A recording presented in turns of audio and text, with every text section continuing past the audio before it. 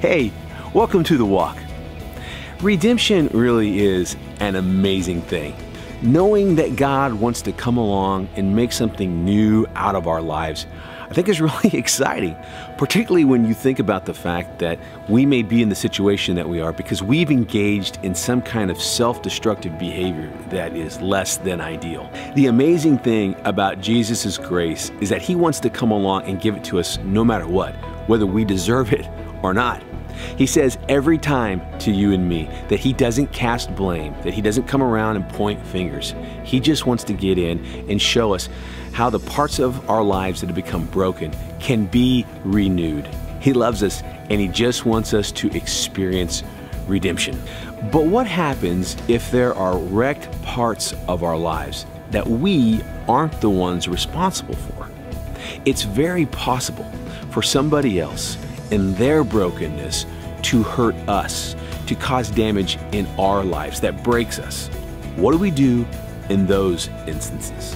In the book of Matthew, Jesus laid out a wonderful teaching about how to handle it when somebody else wrongs us.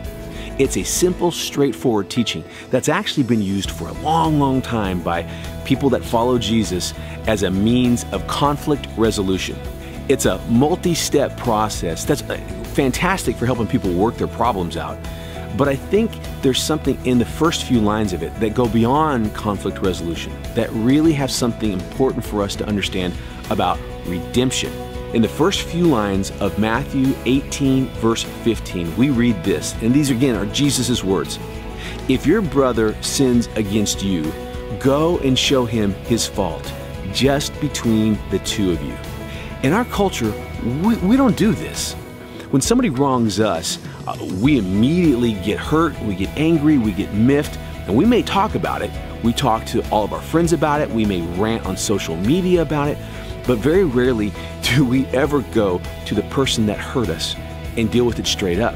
And do we ever go to that person and say, let's talk through this so that I can forgive you for what you've done to me? Jesus realized we really need to do that. He realized this important part of our psyche.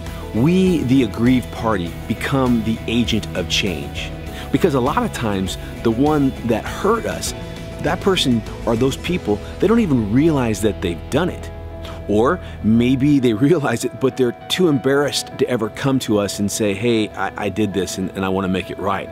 Or I did this and I want to ask your forgiveness. Maybe the person did it and they know they did it, but they are so broken, they're just incapable of coming to us and making things right.